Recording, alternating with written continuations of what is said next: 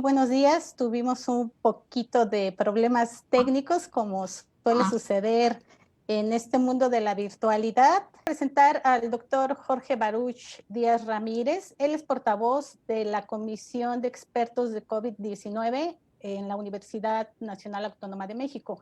Es maestro en Ciencias Políticas de Salud Global por la London School of Hygiene and Tropical Medicine y maestro en Ciencias de la Salud y Epidemiología por la Universidad Nacional Autónoma de México. Me voy a poner mis lentes porque no alcanzo a leer. El doctor Baruch es certificado en Medicina del Viajero por la International Society of Travel Medicine, es médico cirujano por la UNAM, es jefe de la Clínica de Atención Preventiva del Viajero UNAM, es vocero de la Comisión de Expertos de la UNAM para COVID-19, coordinador del Centro de Diagnóstico COVID de la Facultad de Medicina de la UNAM, académico de la Facultad de Medicina de la UNAM, es profesor invitado para el Programa de Medicina Aeroespacial de la Secretaría de la Defensa Nacional, profesor invitado para el Programa de Medicina Preventiva del Instituto Nacional de Salud Pública, cofundador de la Consultoría de Investigación y Salud, cofundador de la Clínica de Salud Más Viajes. Gracias, doctor Baruch. Buenos días. No, pues muchas gracias a ti, Claudia, gracias al auditorio que se está conectando y pues para mí es un gusto estar en esta charla que tendremos pues para, entiendo yo, despejar pues las dudas que están girando en torno a estas nuevas restricciones de viaje que tienen que ver con pues la implementación de pruebas que confirmen o descarten la presencia del SARS-CoV-2. Así es, doctor. Ya no serán suficientes. A partir del día 26, el requisito para entrar a los Estados Unidos es presentar la prueba negativa, con resultado negativo. Todos los pasajeros que entren vía aérea, sean ciudadanos estadounidenses, residentes o cualquier turista que llegue a los Estados Unidos, tendrán que presentar esa prueba negativa. Sin embargo, doctora, acláranos. Hay muchas dudas en lo particular, lo hablábamos hace un par de días, yo tengo muchas dudas, que si la prueba de antígenos, la de anticuerpos, escuché los falsos negativos.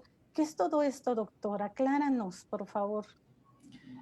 Bueno, miren, antes que nada tenemos que saber que hay que distinguir esto es importante distinguir el proceso de infección por el virus SARS-CoV-2 y el desarrollo de COVID-19. Si bien una está relacionada con la otra, la infección de este virus, este nuevo virus que es el SARS-CoV-2, no necesariamente significa que todos los que se vayan a infectar vayan a desarrollar signos y síntomas o la enfermedad que la conocemos como COVID-19. Entonces, esto es muy importante tanto para las vacunas, pero también para las pruebas diagnósticas que están solicitando los diferentes pues, gobiernos. En este sentido, existen prácticamente tres tipos de pruebas de laboratorio, pruebas diagnósticas, que nos van a orientar a nosotros como profesionales de la salud en ver si una persona está infectada por este virus SARS-CoV-2 y bueno, en el momento en que está infectada, a partir de cuándo puede llegar a ser contagiosa. Y estos tres tipos de pruebas los podemos dividir o los podemos distinguir en aquellas pruebas que detectan pues la presencia del virus, que puede ser a través de pruebas moleculares, la detección a través de la PCR, por ejemplo, o pruebas de antígeno, pruebas rápidas de antígeno, que también se utilizan estas tecnologías de rápido acceso a la información para poder detectar la presencia del virus. Y por otro lado están las pruebas de anticuerpos. Estas pruebas de anticuerpos, lo que nosotros podemos ver son las pruebas rápidas de anticuerpos, que las podemos distinguir muy fácilmente a través de cómo es que se obtienen, digamos que las sustancias de nuestro cuerpo para poderse llevar a cabo. Las pruebas de anticuerpos que son rápidas son a través de la sangre, de una gota de sangre, que normalmente se pone en un casete, y entonces, o aquellas que nos sacan sangre en un laboratorio y entonces la procesan para ver si hay anticuerpos o no contra este nuevo coronavirus. Finalmente, esto es importante distinguirlo porque las pruebas de anticuerpos básicamente no nos ayudan a tomar ninguna decisión. Realmente son de aplicación en cuanto a salud pública, en cuanto a decisiones que tienen que ver con grandes grupos de poblaciones. Sin embargo, para tomar decisiones en lo individual, necesitamos pruebas que nos permitan verificar la presencia del virus. ¿Por qué? Porque de nada nos va a servir saber si una persona ya ha desarrollado anticuerpos, porque para empezar, pues ni siquiera sabemos si estos anticuerpos van a durar, son de buena calidad y cuánto van a durar.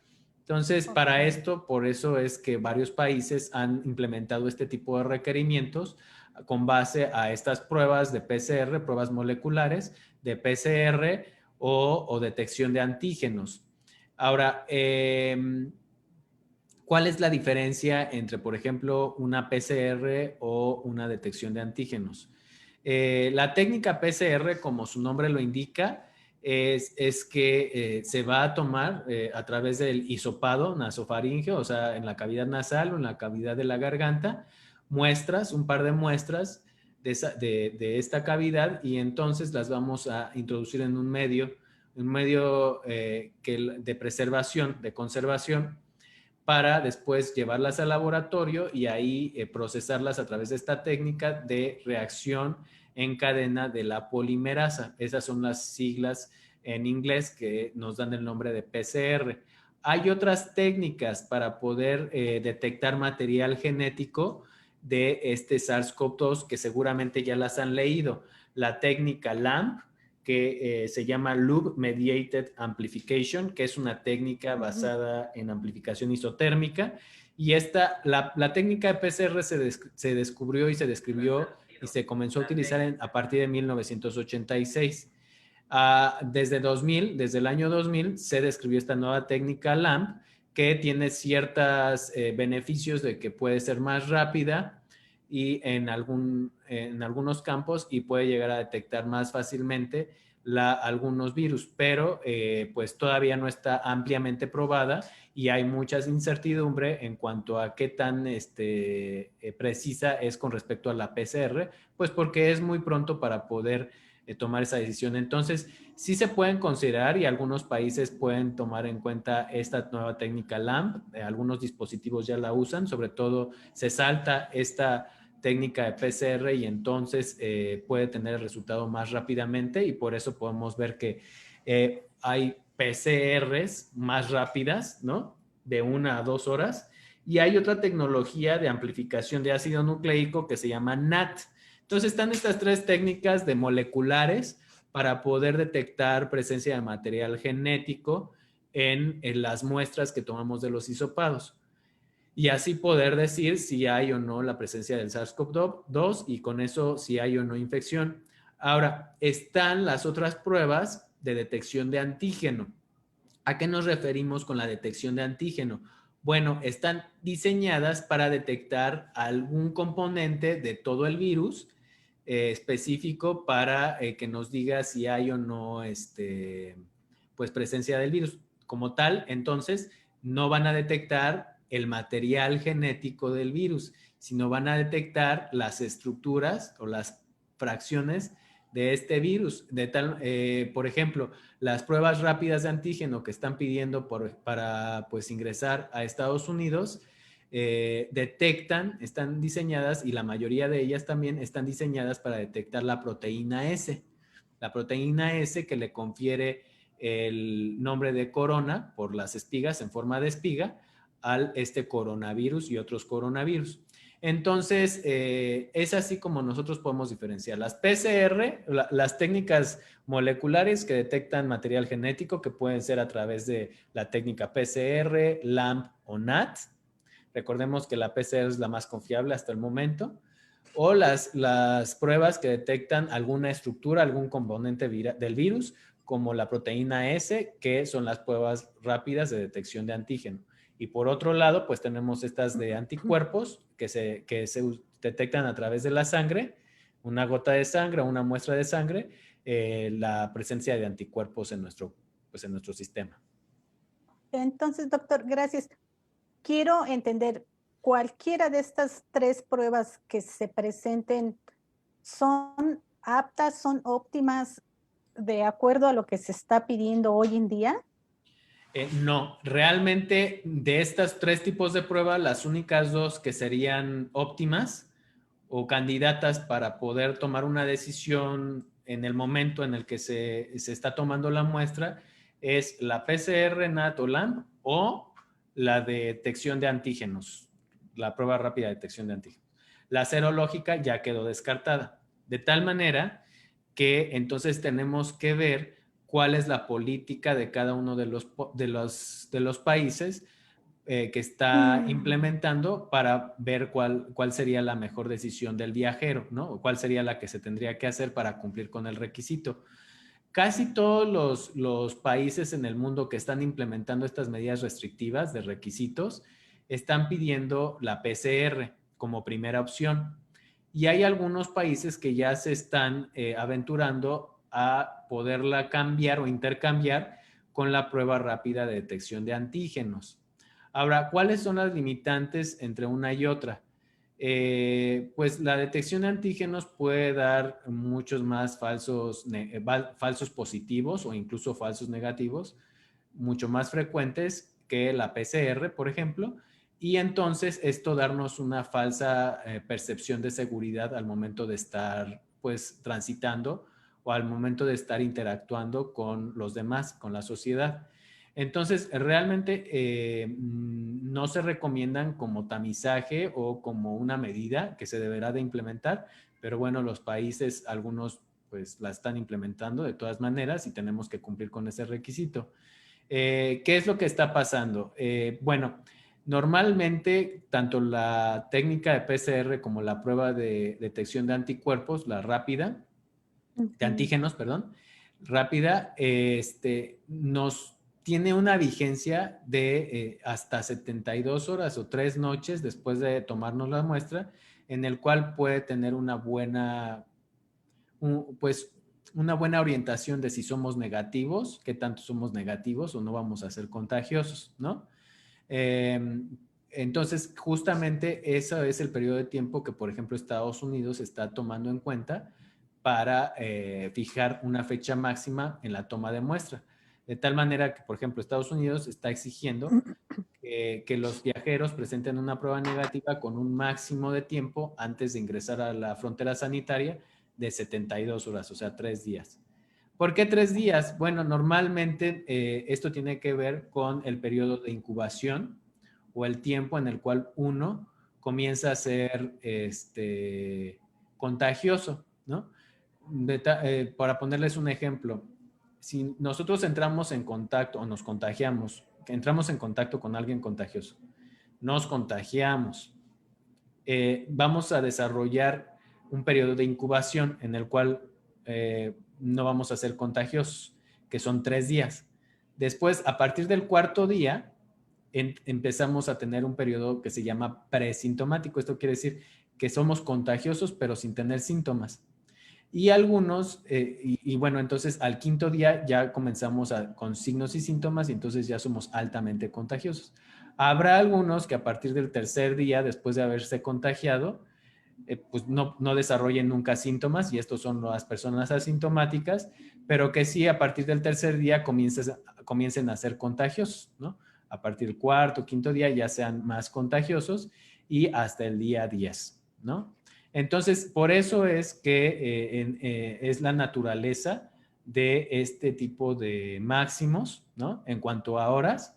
Y obviamente, entre más cercanos nos tomemos la muestra a nuestro abordaje, pues mucho menos probabilidad es que haya un falso negativo, ¿no? Porque entonces, por lo menos vamos a asegurar que las siguientes horas, ¿no? De viaje, pues sí realmente seamos negativos si es que nos arrojó un resultado negativo.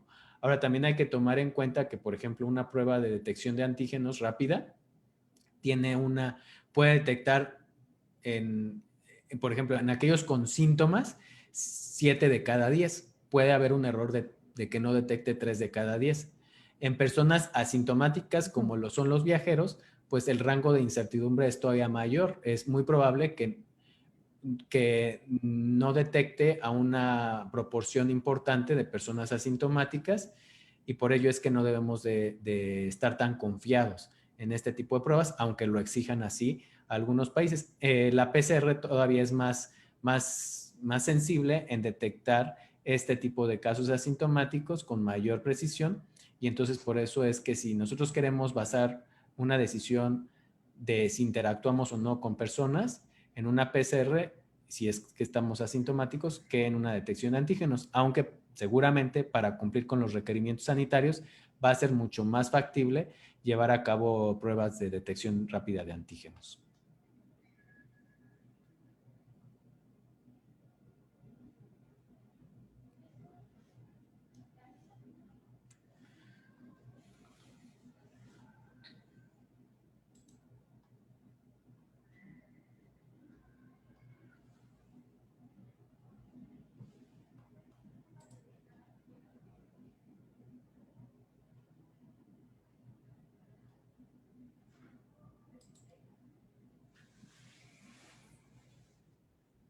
Bueno, creo que ya se salió Claudia de la reunión. Yo creo que está fallando su internet, pero pues ya para terminar, yo creo que sería bueno,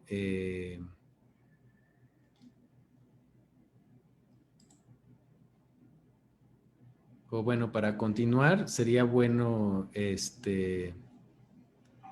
dice una duda, no sé si sea mito o realidad.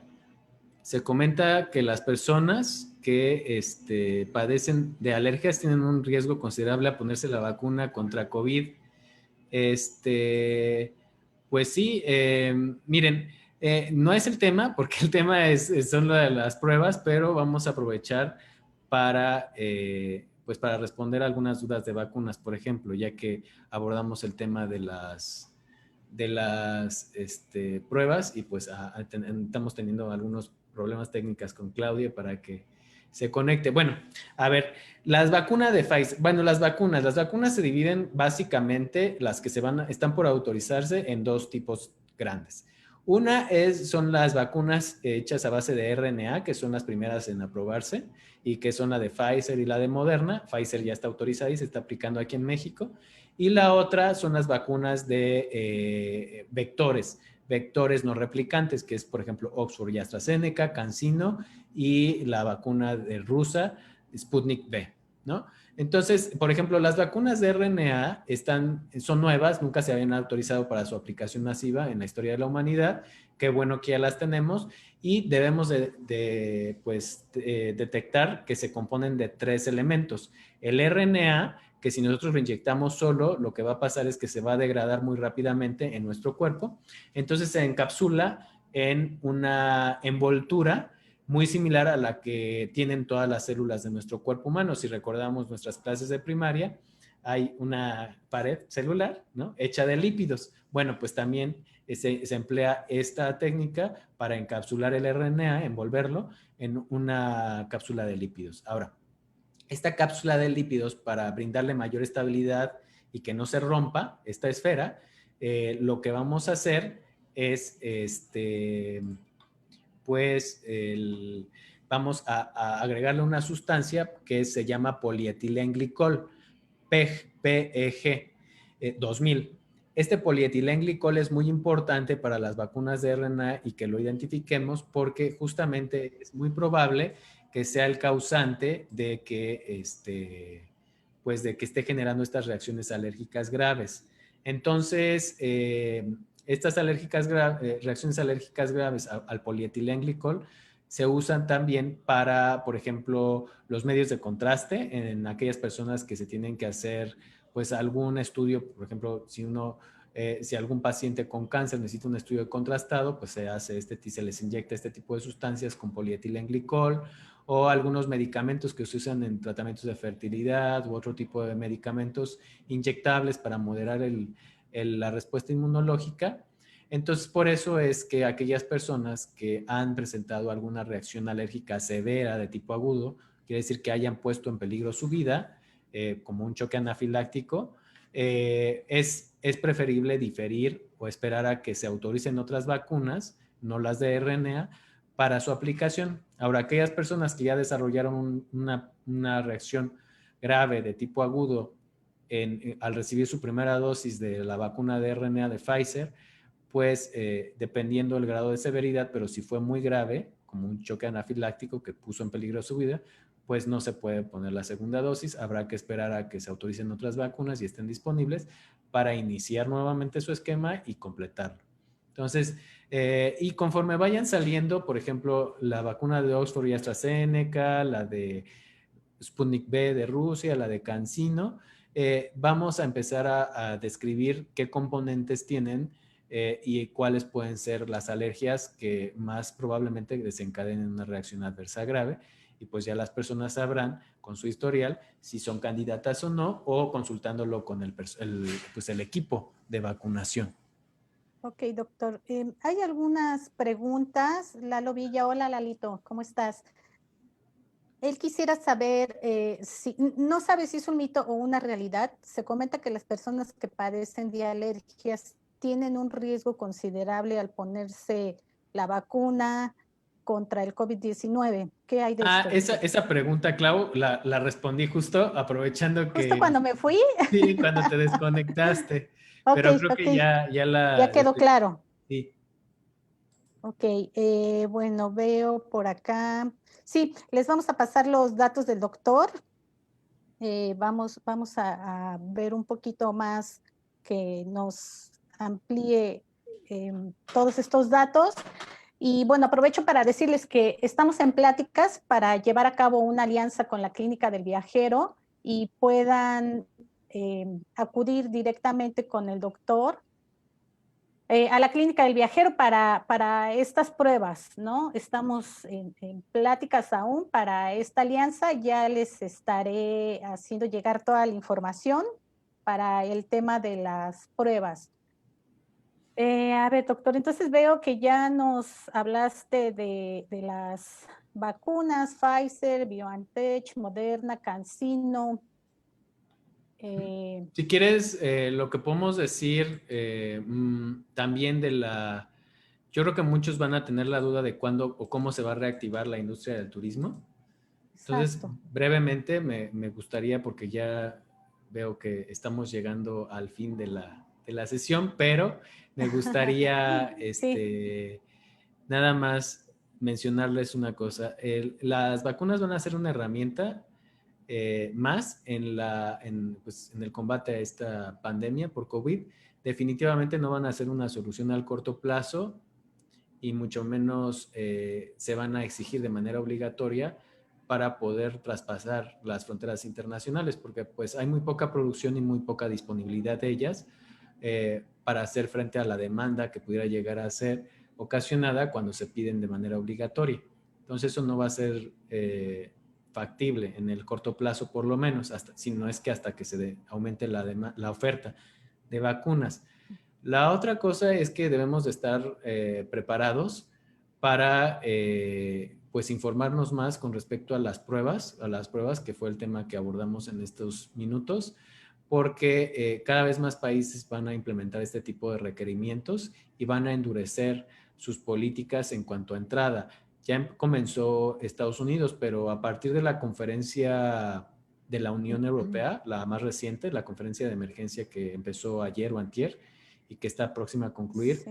ya Francia ya implementó ciertos requerimientos de PCRs y cuarentenas. Los Países Bajos acaban de anunciar también el requerimiento de 4 horas antes de la entrada a los Países los Países Bajos, contar con una PCR. Entonces, este tipo de requerimientos se van a hacer cada vez más frecuentes y debemos de estar pues en condiciones de poder, si no orientar, si no sabemos, referirlos a las personas, a profesionales de la salud que los puedan orientar o aliarse con profesionales de la salud que los puedan orientar para poder tener la información precisa de cada uno. Recordemos que indicar una prueba implica un compromiso profesional y ético e interpretarla también. Entonces, no nada más se trata de cumplir un requerimiento, sino de que el paciente o el viajero cuente con esta información médica porque en caso de salir positiva, por ejemplo, una prueba rápida de antígenos, se tiene que confirmar con una PCR y tenemos que darle seguimiento porque si llegara a desarrollar síntomas de COVID, pues puede desarrollar complicaciones graves y se puede, pues, puede tener un desenlace fatal. Entonces, no solamente es o mandar a los viajeros a que se hagan sus pruebas, sino una vez que se indicó una prueba, se tiene que dar seguimiento. Entonces, hay que tener mucho cuidado, sobre todo ustedes como asesores de viajes, como agencias de viajes, porque eso ya tiene implicaciones legales en el área médica que solamente los profesionales de la salud pueden resolver.